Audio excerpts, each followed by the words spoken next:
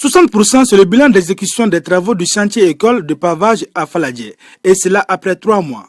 Ce résultat des jeunes apprentis a été apprécié par le ministre de la Jeunesse, de l'Emploi et de la Constitution citoyenne. On a été émerveillement surpris par d'abord la cadence des travaux.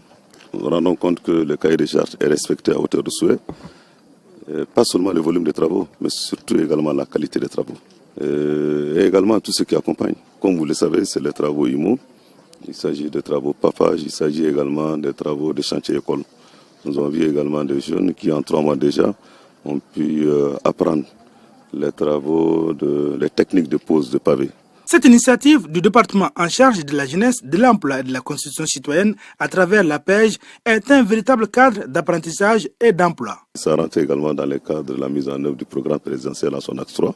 Lors des 100 jours du président de la République, la présentation du Premier ministre est d'investir près de 32 milliards de francs CFA dans les travaux à haute intensité de main-d'œuvre. Donc ça veut dire qu'aujourd'hui, nous avons la main-d'œuvre qualifiée, nous avons les matériaux qu'il faut, puisque c'est ça aussi l'avantage du pavage. Ça crée de la richesse directe, ça crée de la richesse indirecte. Vous voyez, les sites de carrières, il y a des jeunes qui extraient des carrières là-bas.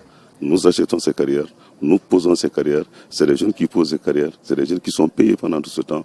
Autre lieu, autre satisfaction, le centre de formation professionnelle, qui est un fruit de la coopération sino-malienne. Bâti sur une superficie d'1,5 hectare, la construction et l'équipement de cet édifice s'élèvent à 10 milliards de francs CFA. La traduction de la volonté politique du président de la République est de faire le développement du capital humain une priorité des priorités. Nous avons toutes les commodités ici, nous avons toutes les normes ici. Le président le disait tout à l'heure, rien que l'opérationnalisation de ce centre, on pourra créer 1000 emplois. Et aujourd'hui, nous voulons travailler avec le secteur privé. Nous voulons travailler avec le patronat, nous conformer aux besoins du marché aujourd'hui de l'emploi. Comment former des jeunes, comment encadrer des jeunes qui pourront, dès leur fin de cycle, être employés sur le marché. Et cela ne peut pas se faire si nous ne travaillons pas en bonne intelligence avec le patronat malien. Et ensemble, nous allons également imaginer un scénario à travers lequel nous allons travailler pour l'opérationnalisation de ce centre.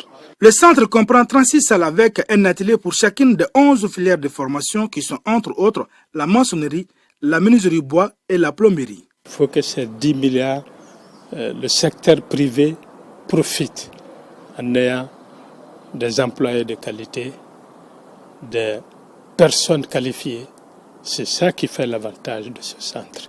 Il faudrait qu'on comprenne cela, qu'on se donne la main et que dans les prochaines années à venir, que nous puissions sortir de cet investissement l'argent qui a été mis pour faire répliquer la même chose, que ce soit à Bamako, à Mopti ou ailleurs. À noter que 350 étudiants sont formés par session et le centre met sur le marché de l'emploi 700 diplômés par an.